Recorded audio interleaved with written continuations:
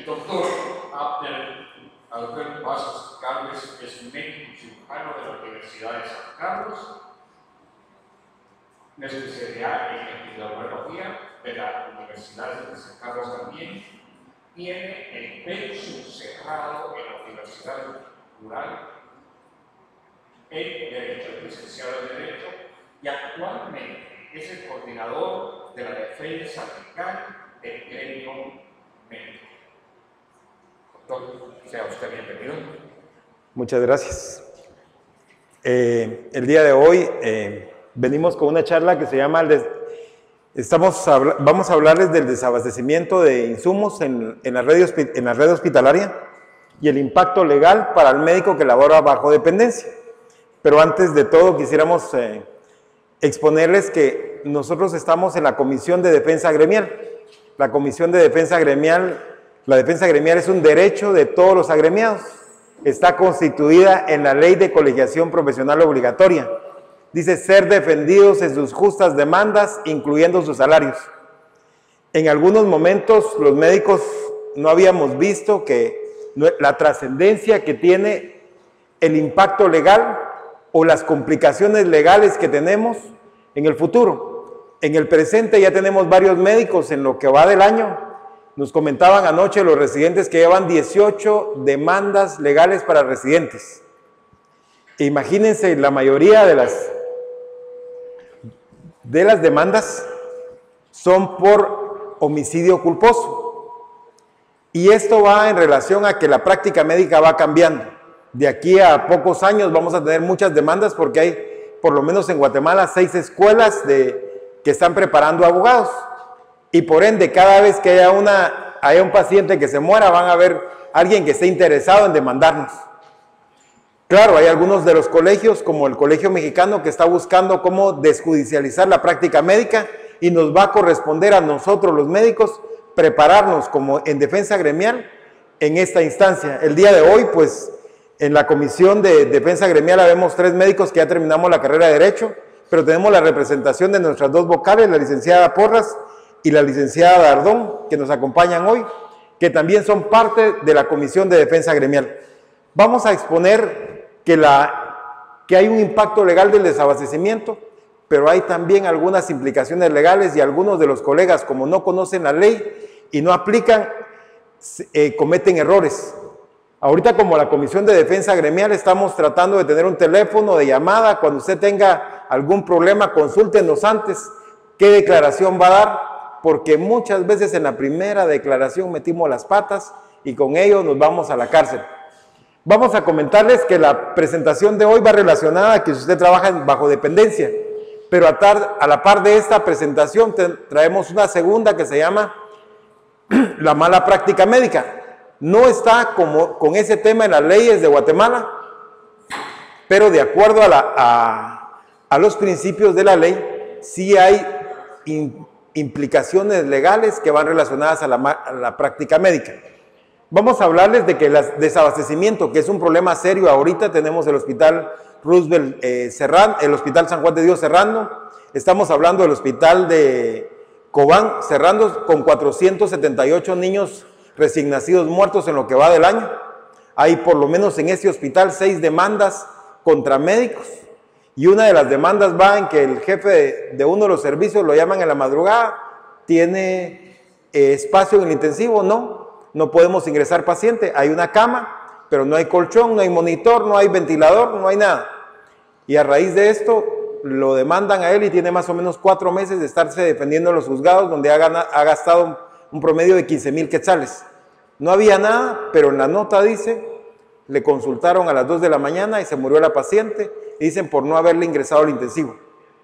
Eso es el impacto que nos va a conllevar a que si nosotros no conocemos los principios de la ley, no nos podemos defender. El propósito de esta ley o el objetivo es capacitar a los médicos que hay delitos que les pueden imputar si suceden situaciones como estas y que hay salidas jurídicas. Siempre hay una salida jurídica o siempre nos podemos defender y hay implicaciones legales si no actuamos. Vamos a hablar que hay antecedentes en Guatemala. Hay 3 fuentes de hacer las leyes en Guatemala. La primera, el Congreso, La segunda, el Ejecutivo con los reglamentos, porque cada ley a la par tiene un reglamento. Y la tercera, 3 fallos de la Corte de Constitucionalidad en la misma línea que se convierten en ley. El primero es que hay un amparo de los pacientes renales en el Seguro Social que los trasplantaron, pero no les daban medicamentos de calidad. Pusieron un amparo y el Seguro Social hoy les da medicamentos de calidad. El segundo, el amparo del Procurador de los Derechos Humanos en el 2008 por los pacientes renales que mueren sin atención en los hospitales nacionales. Ahora yo estuve en esta misma situación y el Procurador de los Derechos Humanos presentó el amparo porque nosotros fuimos los ponentes. Y ahora hay 3 unidades de hemodiálisis, una en el Hospital Regional de Quetzaltenango, una en el Hospital Roosevelt y una en el Hospital San Juan de Dios. Pero la enfermedad renal no se detiene, la expectativa de vida se ha disminuido de los pacientes, pero todavía no hemos resuelto el problema. Y el tercer amparo que estamos poniendo como ejemplo es el Hospital San Vicente contra las autoridades del Hospital Sanatorio Antituberculoso San Vicente por falta de medicamentos e insumos. La dirección no compró medicamentos por 6 meses, se murieron 3 pacientes. Y ese es uno de los amparos. Y el procurador lo puso y las autoridades decían, miren, lo que haga el procurador no tiene validez. Perdón, el procurador no hace nada, pero tiene iniciativa. Y puede llegar con un juez y demostrar, señores, no hay o están maltratando a los pacientes y en ese momento el juez actúa. Luego vamos a comentarles que para que haya jurisprudencia, para que ustedes sepan que un amparo puede funcionar, esta es una revisión del 2012, del 2007 al 2012 hay más de 10 amparos que fructificaron. La Gaceta es el documento donde se publica el expediente que se tramitó y la fecha de la sentencia. Eso significa que hay materia y cuando la vida de un paciente está en riesgo, el amparo puede funcionar. Hay garantías constitucionales. La primera es un deber del Estado según el artículo 2 de la Constitución, la vida, la libertad, la justicia, la seguridad, la paz y el desarrollo integral de las personas. Ese es un deber del Estado, pero es una obligación del Estado sobre la salud y la asistencia. El Estado velará por la salud de todos los habitantes, el Estado, y por ende el Ministerio de Salud, si sería su representante, su artículo 94 de la Constitución Política de la República de Guatemala. Pero el artículo 95 nos pone a todos en el problema. Dice, la salud como un bien público. Todas las personas e instituciones están obligadas a velar por la conservación y el restablecimiento de la salud. Ese artículo 95 muchas veces, como no lo conocemos, nuestras universidades no nos prepararon o no nos dieron una inducción al derecho, o por lo menos nos llevaron a la Constitución, no lo conocemos. Pero ahí es donde el juez puede decir, era su obligación denunciar.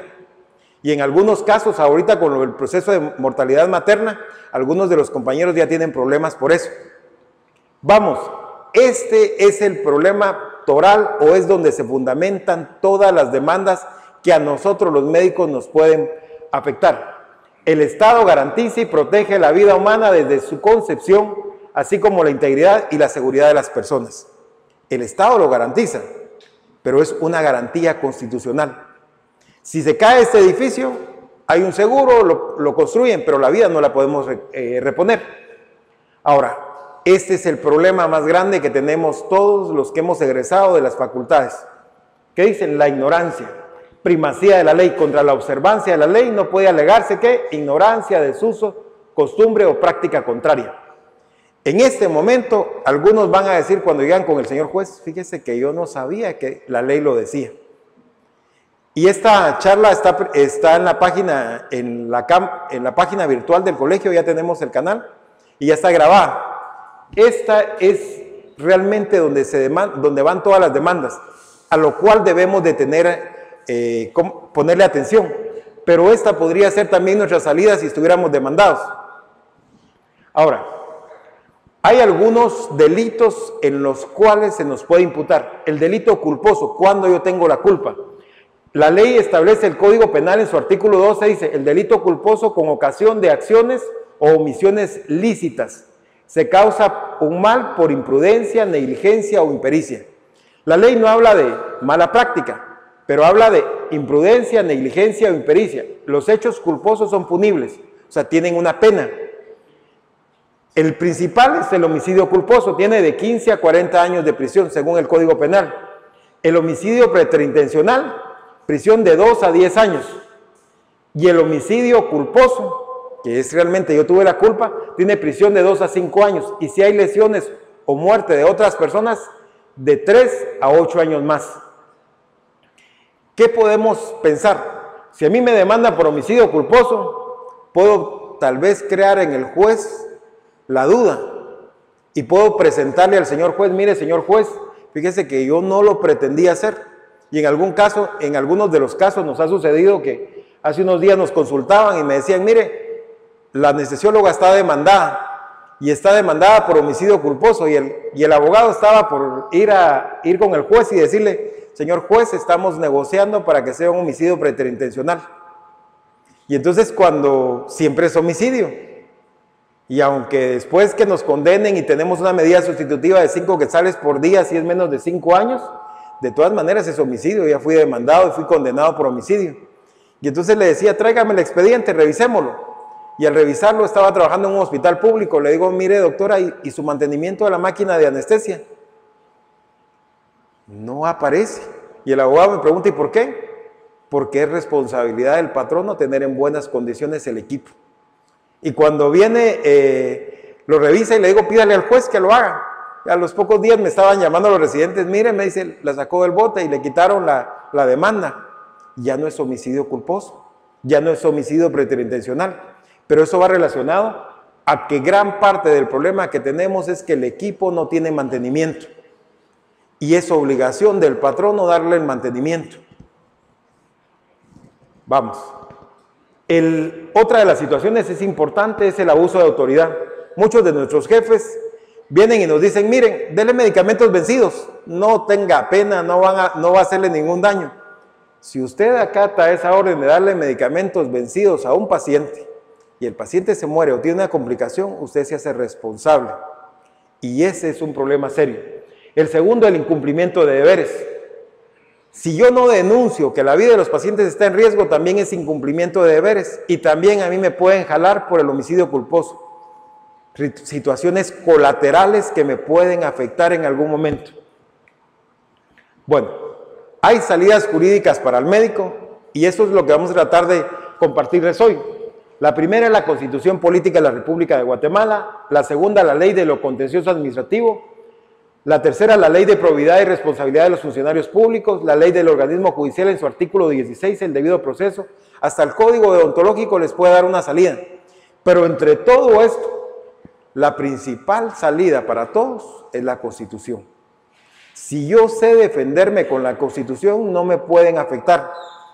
El día antier tuvimos una reunión con 25 jefes de residentes y nos decían, miren, si hubiera habido defensa gremial cuando un colega tuvo un conflicto en el Roosevelt hace 2 años, que ahorita lo acaban de exonerar y le piden disculpas, ¿verdad? Pero estuvo en la cárcel casi 4 o 5 meses. Y apareció la prensa, aparecieron medio mundo de derechos humanos y al final ahora solo le dice, mire, disculpe, nos equivocamos. Pero él no tuvo a alguien que lo asesorara en su momento. Y la declaración y todas las situaciones lo complicaron. Vamos a ver, la salida primera, la Constitución, el artículo 3 de la Constitución es la vida y la salud es una garantía constitucional.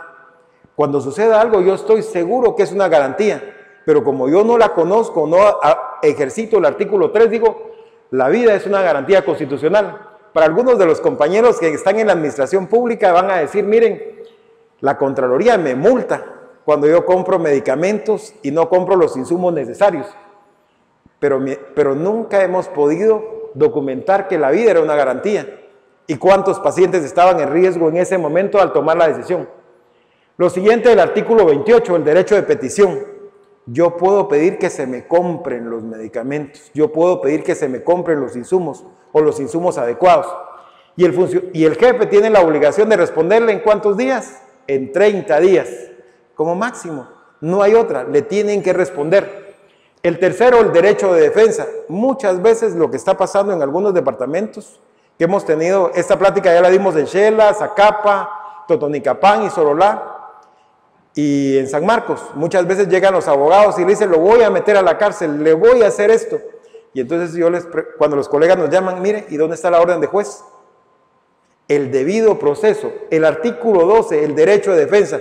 Usted no me puede condenar. Trae una orden de juez. Es el juez el que está dando la orden en este momento. Esa es una respuesta que usted puede tomar.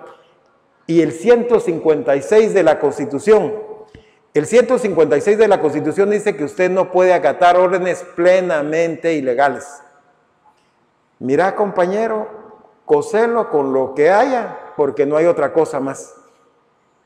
Y si usted no le responde, mira, pónemelo por escrito. Y si usted no pone por escrito eso, me ordenaron el día de hoy no utilizar los insumos adecuados, cuando suceda o el paciente se complique, lo meten a la cárcel. ¿Por qué? Porque usted va a ser colateralmente llevado. Y el proceso es que el perito que va a estar del otro lado va a ser otro colega. Y el colega va a dar su informe y va a decir, miren, el colega tuvo tal y tal situación e hizo tales y tales, sí, fue implicado. Creo pertinente que él es responsable. Vamos a seguir. La salida, si yo trabajo en una instancia como el Seguro Social o en una instancia bajo dependencia. La salida jurídica dice, el derecho de petición. Como si yo estoy en un servicio y faltan los medicamentos, faltan antibióticos, les voy a poner el ejemplo de un hospital X. Hubo un brote de infecciones nosocomiales, la sala completa se infectó, se le notificó a la dirección, mire, declare en cuarentena el servicio, no, lave el servicio, no, compre antibióticos, vamos a comprarlos, compre vancomicina, porque como no sabíamos, pero tenemos en epidemiología que era una Klebsiella posiblemente, y la Klebsiella posiblemente era una Blair, y en Guatemala para las Klebsiellas Blair tenemos que utilizar vancomicina.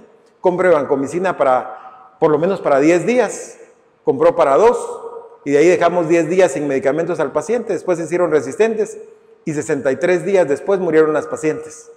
Entonces, aquí va correspondiendo en que yo puedo pedir, y el funcionario, mi jefe, tiene la obligación de responderme en ¿cuántos días? 30. El siguiente, este principio, esa ley dice que el expediente, se tiene que impulsar un expediente administrativo, o sea que a quien yo le notifique tiene que hacer una nota y hacer un expediente de lo que yo le dije. Debe hacerlo por escrito y debe impulsar un oficio, debe notificarme a mí que está enterado. Si yo le mandé la nota, él me debe responder, mire, usted me mandó la nota, se empiezan los trámites. El artículo 4 da 2 resoluciones, una resolución de trámite y una resolución de fondo. De trámite voy a tramitar ante la dirección, si es el jefe del departamento, voy a tramitar ante la dirección del hospital para que se compre el insumo, a la jefatura diaria. Si la jefatura diaria no tiene fondos, tiene que mandárselo al ministro. Y el ministro es el responsable de de buscarle la salida a esta situación. Esto es trasladar la responsabilidad. Pero nos sucede muchas veces que nosotros no escribimos nada y no pusimos el día de hoy no habían antibióticos, el día de hoy no había hilo de sutura, el día de hoy no había tales cosas. Lo dejamos en el expediente, pero ¿saben cuál es el problema? No le informamos al jefe superior porque creemos que lo saben o que lo hemos estado hablando. Y cuando sucede el problema, nos vienen a traer porque dicen, bueno, pero usted nunca denunció que faltaba. Entonces usted es plenamente responsable y es cohechor del proceso. Bueno, perdón, voy a regresar. Hay 2 clases de resoluciones, de trámite y de fondo. De trámite porque dice voy a tramitar, y de fondo porque me resuelve. Y si me resuelve y afecta mis derechos, todavía esa misma ley de lo contencioso administrativo establece 2 recursos. El recurso de revocatoria contra las resoluciones de funcionarios o autoridades administrativas. Mi jefe superior me dice, mira, hace tal cosa, pero no se lo debe decir por verbal, se lo tiene que decir por escrito.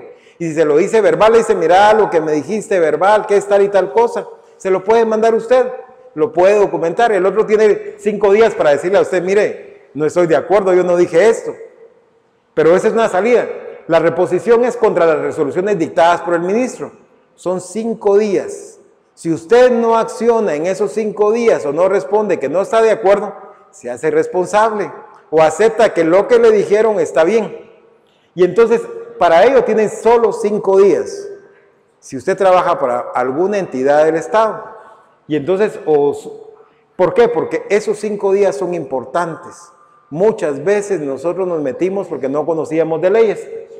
Y de ahí se exceptúan en materia laboral. Si a usted lo destituyen, pues bueno, eso no lo puede impugnar con un recurso de revocatoria o reposición. Solo ese. Pero lo administrativo sí se puede impugnar. Bueno. El silencio administrativo se da 30 días y es a su favor después de que el expediente estaba en estado de resolver y la persona no le respondió. Esta ley está unida al artículo 28 de la Constitución, le da su origen. Si en 30 días no le respondieron, como dice el artículo 28, aún en materia de impuestos no le pueden cobrar los impuestos si no le respondieron. Pero si usted no lo ejercita, tiene 3 meses para plantear un juicio contencioso administrativo y de esa manera salvarse. Esta ley son 2 leyes importantes. La primera, la Constitución, solo estamos hablando de 4 artículos. Y el siguiente, la ley de lo contencioso administrativo. Si el silencio administrativo no se los compraron y pasaron 30 días, usted dice, mire, le notifiqué, pasaron 30 días y no me notificaron. Y eso podría ayudarlo a usted a salvarse en alguna demanda. ¿Por qué? Porque estamos implicados en un problema serio, es la vida de los pacientes. Luego, hay una ley que se llama la Ley de Colegiación Profesional Obligatoria, que nace en su artículo 90 de la Constitución, el fin de los colegios como fin supremo. La Ley de Colegiación Profesional Obligatoria, que establece que en su artículo 17 una obligación de la Junta Directiva de velar por el bienestar de los agremiados. Y un derecho de los agremiados, según el artículo 21 literal D, ser defendidos en el ejercicio de sus derechos profesionales y gremiales, incluyendo el cobro ¿de qué? De sus honorarios. Y para ello, apoyados en sus justas demandas, el Código Odontológico dice que usted puede informarle al colegio, a la dirección y al colegio de médicos. Si existe un problema como estos, tenemos antecedentes o precedentes. Aquí Ponciano nos puede decir, en el año 2006 tuvimos una crisis de hospitales como la que estamos teniendo ahorita, y solo porque el colegio se involucró y la junta directiva se involucró, pudimos proteger a todos los colegas. Tuvimos 42 compañeros demandados y pudimos reinvertir el proceso. En este momento vamos reinvirtiendo que por el mismo proceso del ministerio hemos podido cambiar algunos de los casos donde los colegas quieren fundamentarles homicidio culposo. En el caso, tenemos un caso en Quiché, y a la colega no le pueden imputar esto porque nosotros demostramos que el Estado no había cumplido con tener todo lo necesario. Y es para eso que tenemos defensa gremial. Y de ahí, ¿cómo se hace? Primero se documenta la falta de insumos en el expediente, luego se informa por escrito al jefe inmediato superior, luego el jefe inmediato superior le informa que está enterado por escrito e impulsa un expediente notificando a su jefe superior. En este caso, si es al jefe del departamento, el jefe del departamento al jefe de área, digamos, o al director del hospital, el director del hospital al ministro. ¿Por qué? Porque entonces la responsabilidad va caminando. Luego, el jefe inmediato superior, el jefe o el director le informa al jefe de servicio que está enterado e impulsa el expediente, el cual está obligado a responder en ¿cuántos días, compañeros? 30 días. Y pueden denunciarse al colegio, al procurador de los derechos humanos, el cual puede interponer un recurso de amparo, y ese recurso de amparo proteger a los pacientes. ¿Por qué? Porque el artículo 94 de la Constitución establece que la salud es una responsabilidad ¿de quién? De todos. Luego puede ir al Ministerio Público, porque el Ministerio Público, si está la vida de un paciente en riesgo, también denunciarlo, y esto le permite a uno salir de los problemas. La vida de los pacientes está en riesgo. Lamentablemente, nosotros nunca, nuestra situación ha sido mal valorada. Me acuerdo que Berché en el 2006 nos decía, patojos, agarren un estetoscopio, vayan a atender pacientes. Y lo primero que se pedía, ¿hay insumos? No hay insumos. ¿Hay camillas? No hay camillas. La vida está en riesgo. Entonces, ¿cómo se acciona? Esta es la manera de salir y accionar de una forma práctica. Luego, tenemos las acciones de amparo. Un amparo lo puede hacer el procurador de los derechos humanos o el paciente cuando la vida de los pacientes está en riesgo. Y la siguiente es la exhibición personal, el artículo 263 de la Constitución Política de la República de Guatemala.